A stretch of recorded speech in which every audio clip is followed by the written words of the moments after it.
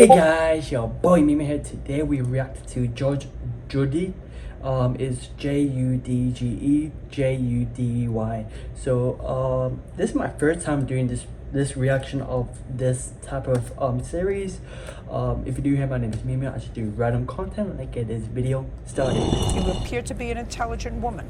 Welcome to Miss Mojo, and today we're counting down our picks for the litigants who wanted to speak to the manager and had to face Judge Judy instead. Yeah. Years of age, you should know that there are alternatives to acting like a fool. I tried. We're done. No. Number 10, you're a hustler. When Okay. a property was taken over by a new tenant, plaintiff Alana Rader didn't go back to collect her belongings for several months after she left. Now she's in court suing the new tenant for throwing her abandoned items away. And he says that Silly. he got rid of all the stuff because he was paying rent on this property and didn't want your stuff in a place where he was paying rent. Okay. Apparently, as she tells Judge Judy, she had been told that she could keep it there through the first day of his lease. Well, that's not how leases work. No, he was moving in on November 1st. Yes, So you had to get your things out of there by October 31st. that isn't what I was told. Well, I don't care what you were told. The judge Damn. doesn't seem sympathetic at all. Whether or Yeah. not Rader sees it that way, the That's judge true. doesn't believe a woman leaves her items for that long without paying if she's not playing some kind of angle. Yeah, bro. I'm like, I agree because, like, bro, if I move to an apartment, see random stuff at a corner, and I have to pay and have to solve the block in my way, bro, I don't pay out, bro.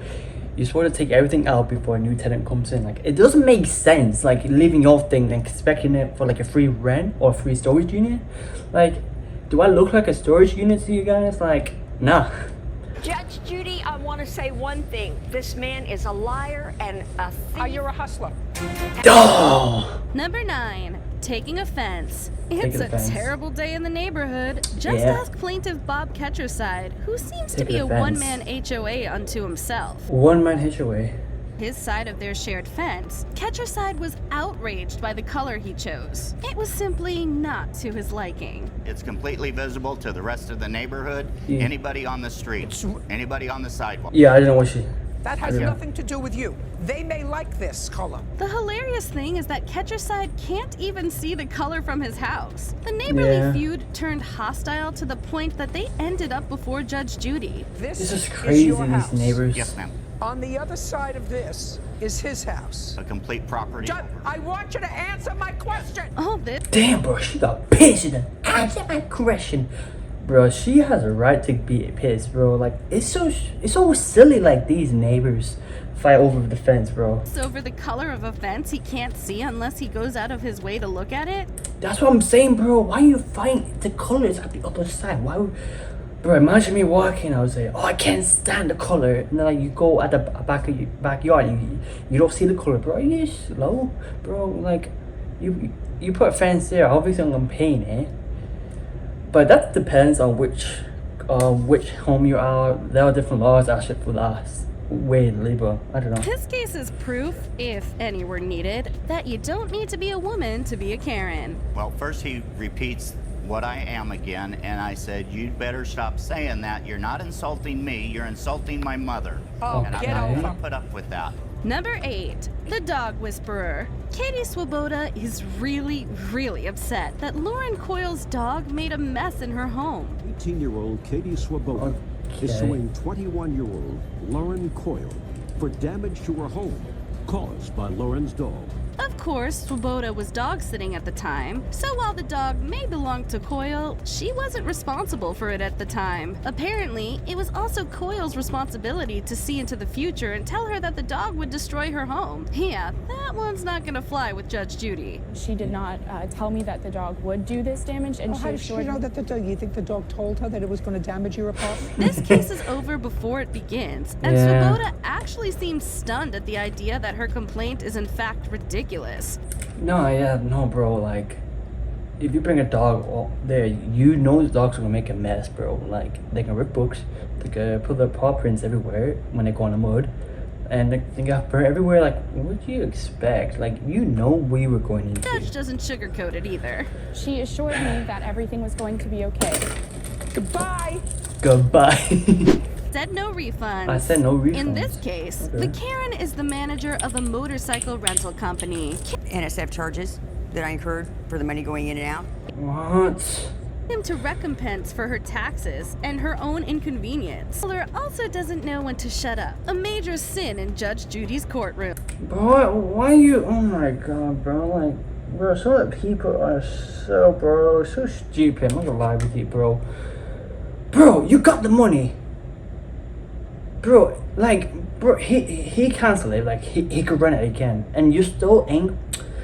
I'm done with these My people. policy is no refunds. Miss Nola. Miss It's in my Nola. policy. I'm talking, you're not. I understand. She loses the case, and we Yeah. can only assume Doherty's future business. Number 6. But Bruh. there was no zip line, Your Zipline, Honor. Honor. Claudia What? Arola just wanted to zip line with her family. She and her Okay. children rented a cabin near a zip lining business, only to find out the business was closed. They had closed their doors, Well, they So zip lines, right? but they Just pay attention. They don't own a the zip- zip lines. Arola had her bank refund her for the Okay. rental despite staying in the place for 2 days. bro, those are nice people renting. They issue a refund, and you expect them to open. You expect them like at the middle of day or night. Say, hey man, we got like a couple renting. I mean, or like a woman, she wants her kids to like go on a zip line. Can you just open it? Like, you want them to do that? That is so silly. But Arola's defense is that the cabin owners were guilty of false advertising. The time that they rented you the cabin based on this, if I assume that this is advertising, this was perfectly accurate. Though the plaintiffs don't run the zipline business, Arola believes that her vacation was ruined by the business being closed There's no way.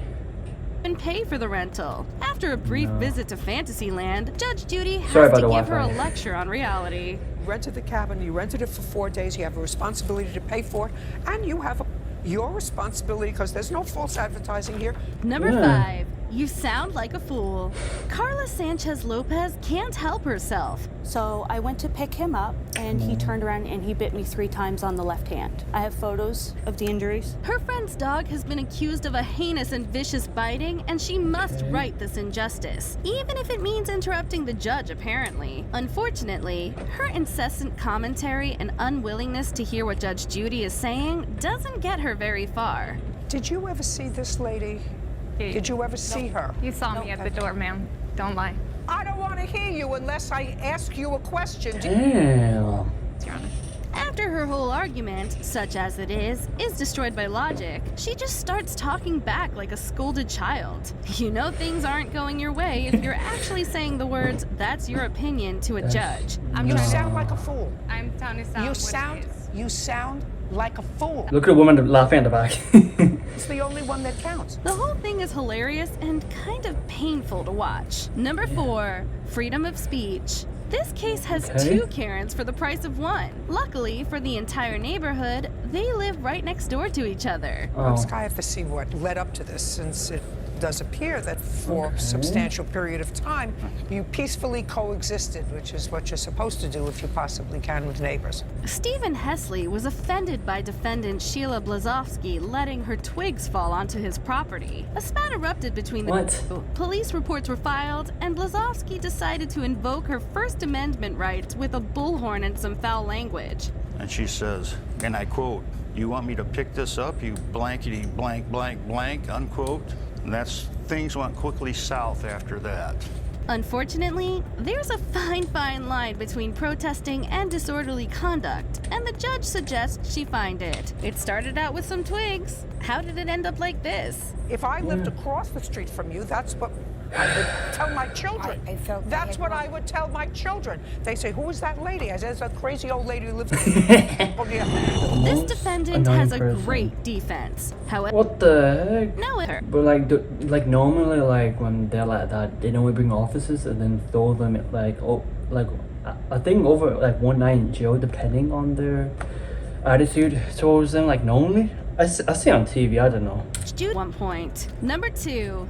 Hey, your daughter hit my car. In this case, school pickup almost ended in tragedy. Plaintiff Robin Brooke was picking up her sons when the defendant's daughter was crossing the street. Brooke hit the girl with her car, causing injury, but the worst was yet to come. And now what your lawsuit is you want her mother to pay for the mirror on your car. Yes, Your Honor. Brooke's side mirror was broken in the accident, and she wants recompense. Clearly, she's in need of a little perspective, and the judge does her best to provide it. She's not fixing your mirror. No. Get it through your head. She's not fixing Get it through your head is crazy. this. What a tragedy this could have been. Unfortunately, she seems to reject the idea that she's not the victim in this scenario. Yes, she agrees that so much worse could have happened here, but she still wants to be paid for.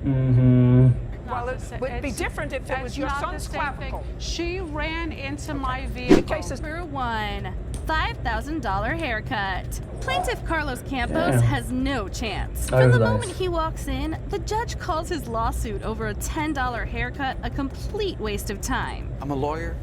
Where? San Antonio, Texas. Hope you don't use that against me. No, I'm going to hold your lawsuit against you because it's stupid. Complaint about his unsatisfactory haircut? Way too far. Suing for the small claims maximum of $5,000. Hold on, you have a $10 haircut, now you're suing for $5K?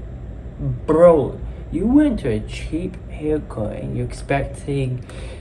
I mean, listen man, $10 could be good for anywhere, but like, if you know that they're bad, you've seen people with a hairstyle? Some people might just go for the refund, but apparently, this is a matter of principle for the plaintiff. This is a television courtroom, so we actually have fun doing sometimes ridiculous cases, which I'm sure is the reason you came here. Well, no, in America, we entitle different Just opinions. listen to me. Judge Judy can't identify any principles here. She pokes a little fun at Campos's hubris before sending him away with $10. And frankly, he should be thankful he got that much. I'm not trying to be cute. Great. You're Good. trying to be cute. Good. You are cute.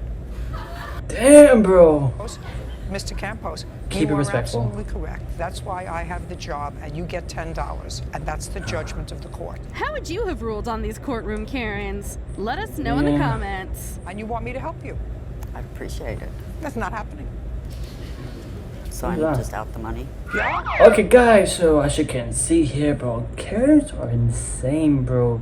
Like, I never heard of Judge Judy. Like, I've probably seen it 1 or 2 clips, but like, god damn, bro, I love her show immediately, bro.